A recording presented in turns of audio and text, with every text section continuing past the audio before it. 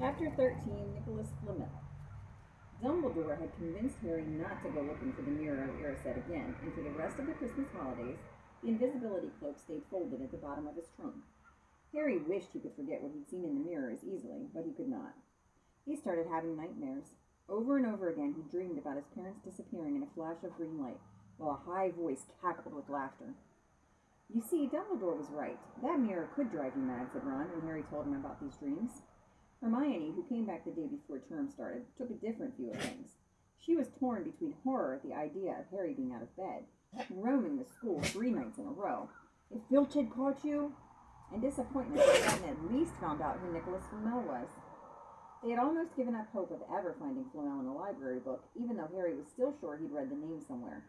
Once term had started, they were back to skimming through books for 10 minutes during their breaks. Harry had even less time than the other two because Quidditch practice had started again. Wood was working the team harder than ever. Even the endless rain that had replaced the snow could not dampen his spirits. The Weasleys complained that Wood was becoming a fanatic, but Harry was on Wood's side. If they won their next match against Hufflepuff, they would overtake Slytherin in the House Championship for the first time in 7 years. Quite apart from wanting to win, Harry found that he had fewer nightmares when he was tired out after training. Then, during one particularly wet and muddy practice session, Wood gave the team a bit of bad news. He just got very angry with the Weasleys, who kept dive-bombing each other and pretending to fall off their brooms. Will you stop messing around, he yelled. That's exactly the sort of thing that'll lose us the match. Snape's refereeing this time, and he'll be looking for any excuse to knock points off Gryffindor. George Weasley really did fall off his broom at these words. Snape's refereeing? He spluttered through a mouthful of mud. When's he ever refereed a Quidditch match? He's not going to be fair if we might overtake Slytherin. The rest of the team landed next to George to complain too. It's not my fault, said Wood. We've just got to make sure we play a clean game, so Snape hasn't got an excuse to pick on us. Which was all very well, thought Harry, but he had another reason for not wanting Snape near him while he was playing Quidditch. The rest of the team hung back to talk to each other as usual at the end of practice, but Harry headed straight back to the Gryffindor common room, where he found Ron and Hermione playing chess. Chess was the only thing Hermione ever lost at, something Harry and Ron thought was very good for her. Don't talk to me for a moment, said Ron when Harry sat down next to him. I need to He caught sight of Harry's face. Hey, what's the matter with you? You look terrible. Speaking quietly so that no one else could hear, Harry told the other two about Snape's sudden, sinister desire to be a Quidditch referee. Don't play, said Hermione at once. Say you're ill, said Ron. Pretend to break your leg, Hermione suggested. Really break your leg, said Ron. I can't, said Harry. There isn't a reserve seeker.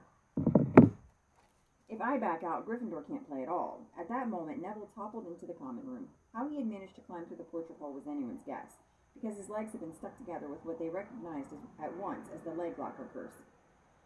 He must have had to bunny hop all the way up to Gryffindor Tower. Everyone fell about laughing except Hermione, who leapt up and performed the counter curse. Neville's legs sprang apart and he got to his feet trembling. What happened, Hermione asked him, leading him over to sit with Harry and Ron. Malfoy, said Neville shakily. I met him outside the library. He said he'd been looking for someone to practice that on. Go to Professor McGonagall, Hermione urged Neville. Report him. Neville shook his head. I don't want more trouble, he mumbled.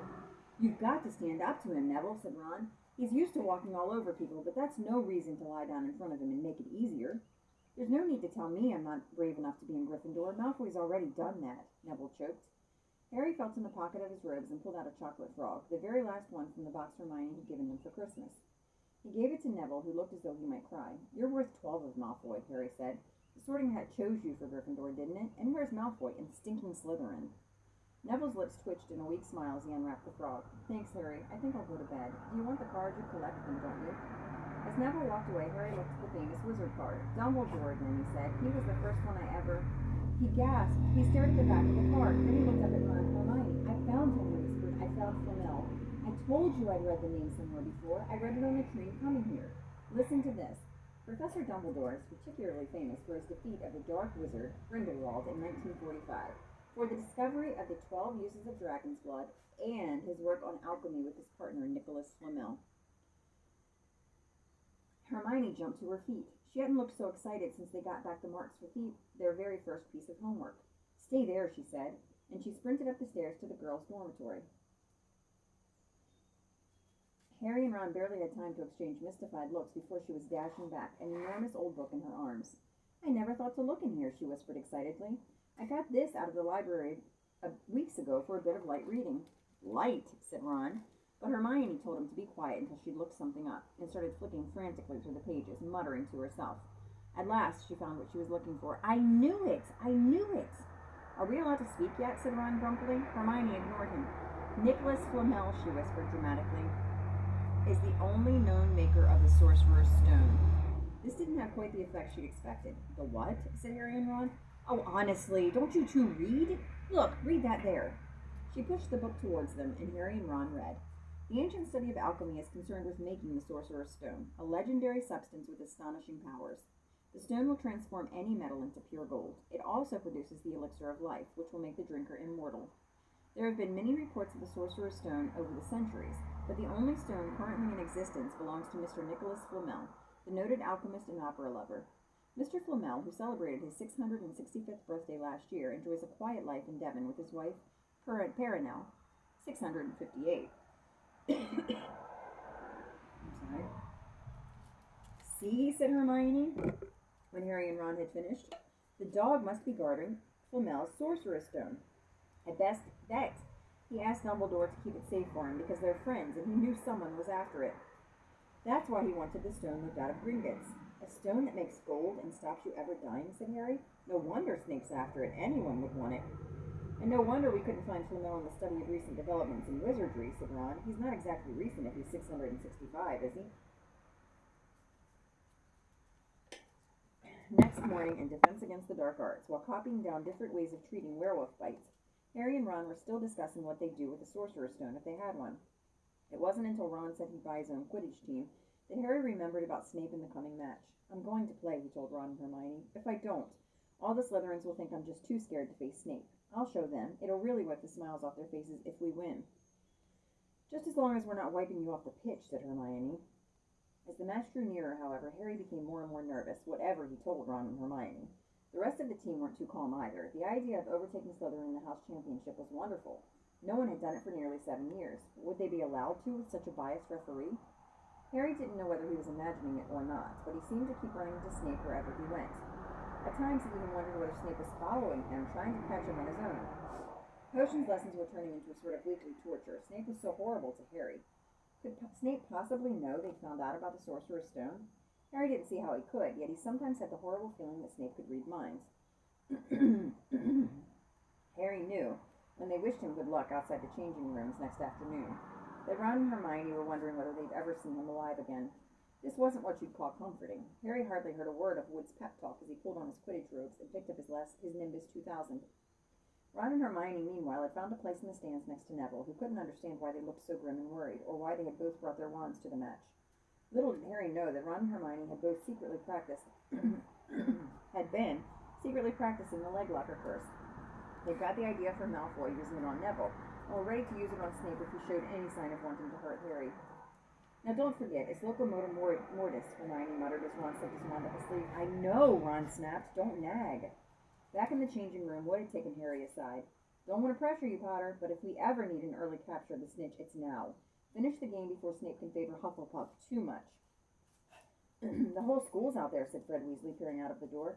"Even, blimey, Dumbledore's come to watch." Harry's heart did a somersault. "Dumbledore?" he said, dashing to the door to make sure. Fred was right. There was no mistaking that silver beard. Harry could have laughed out loud with relief. He was safe. There was simply no way that Snape would dare to try and hurt him if Dumbledore was watching. Perhaps that was why Snape was looking so angry as the teams marched onto the pitch, something that Ron noticed too. "I've never seen Snape look so mean," he told Hermione. "Look, they're off. Ouch!" Someone had poked Ron in the back of the head. It was Malfoy. "Oh, sorry, Weasley. Didn't see you there." Malfoy grinned broadly at Crabbe and Goyle.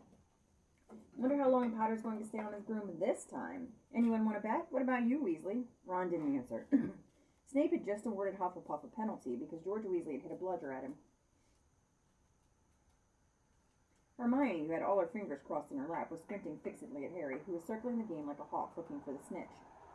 "You know how I think they choose people for the Gryffindor team?" said Malfoy loudly a few minutes later, as Snape awarded Hufflepuff another penalty for no reason at all. "It's people they feel sorry for. See, there's Potter, who's got no parents. Then there's the Weasleys, who've got no money. You should be on the team, Longbottom. You've got no brains." Neville went bright red, but turned in his seat to face Malfoy. "I'm worth 12 of you, Malfoy," he stammered. Malfoy, Crabbe, and Goyle howled with laughter, but Ron, still not daring to take his eyes from the game, said, "You tell him, Neville." Longbottom, if brains were gold, he'd be poorer than Weasley, and that's saying something. Ron's nerves were already stretched to breaking point with anxiety about Harry. I'm warning you, Malfoy, one more word. Run, said Hermione suddenly. Harry, what, where? Harry had suddenly gone into a spectacular dive which drew gasps and cheers from the crowd. Hermione stood up, her crossed fingers in her mouth as Harry streaked towards the ground like a bullet. You're in luck, Weasley. Potter's obviously spotted some money on the ground, said Malfoy. Ron snapped. Before Malfoy knew what was happening, Ron was on top of him, wrestling him to the ground. Neville hesitated, then clambered over the back of his seat to help. Come on, Harry, Hermione screamed, leaping onto her seat to watch as Harry sped straight at Snape. She didn't even notice Malfoy and Ron rolling around under her seat, or the scuffles and yelps coming from the whirl of fists that was Neville, Crabbe, and Goyle. Up in the air, Snape turned on his broomstick just in time to see something scarlet shoot past them, missing him by inches. Next second, Harry pulled up on the dive, his arm raised in triumph, the snitch clasped in his hand. The stands erupted. It had to be a record. No one could ever remember the snitch being caught so quickly. Ron, where are you? The game's over. Harry's won. We've won. Gryffindor are in the lead, shrieked Hermione, dancing up and down on her seat and hugging Parvati Patil in the row in front. Harry jumped off his broom, a foot from the ground. He couldn't believe it. He'd done it. The game was over. It had barely lasted 5 minutes. As Gryffindors came spilling onto the pitch, he saw Snape land nearby, white-faced and tight-lipped. Then Harry felt a hand on his shoulder and looked up into Dumbledore's smiling face. Well done, said Dumbledore quietly, so that only Harry could hear. Nice to see you haven't been brooding about that mirror. Been keeping busy. Excellent. Snape spat bitterly on the ground. Harry left the changing room alone sometime later to take his Nimbus 2000 back to the broom shed. He couldn't ever remember feeling happier. He'd really done something to be proud of. No one could say he was just a famous name anymore. The evening air had never smelled so sweet. He walked over the damp grass, reliving the last hour in his head, which was a happy blur. Gryffindors running to lift him onto their shoulders, Ron and Hermione in the distance jumping up and down, Ron cheering through a heavy nosebleed. Harry had reached the shed. He leaned against the wooden door and looked up at Hogwarts, with its windows glowing red in the setting sun. Gryffindor in the lead. He'd done it. He'd shown Snape. And speaking of Snape, a hooded figure came swiftly down the front steps of the castle. Clearly not wanting to be seen, it walked as fast as possible towards the forbidden forest. Harry's victory faded from his mind as he watched. He recognized the figure's prowling walk. Snape. Sneaking into the forest while everyone else was at dinner? What was going on? Harry jumped back on his Nimbus 2000 and took off. Gliding silently over the castle, he saw Snape enter the forest at a run. He followed. The trees were so thick you couldn't see where Snape had gone. He flew in circles, lower and lower, brushing the top branches of trees until he heard voices.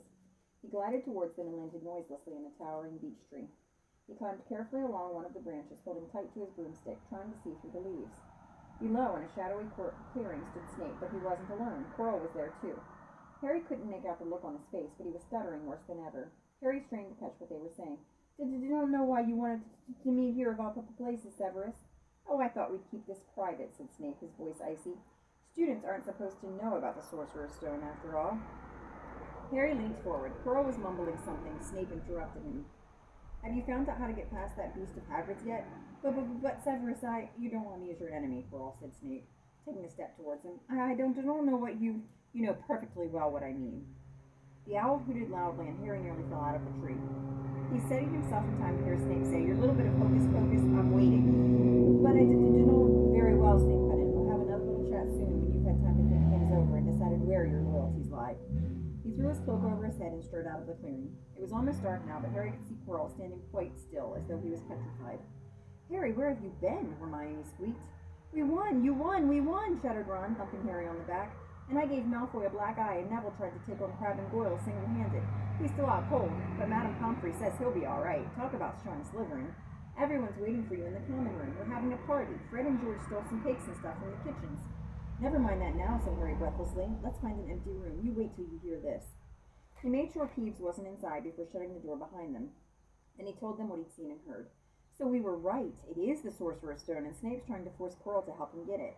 He asked if he knew how to get past Fluffy, and he said something about Quirrell's hocus pocus. I reckon there are other things guarding the stone apart from Fluffy. Loads of enchantments, probably. And Quirrell would have done some anti-dark art spell, which Snape needs to break through. So you mean the stone's only safe as long as Quirrell stands up to Snape? Said Hermione in alarm. It'll be gone by next Tuesday, said Ron.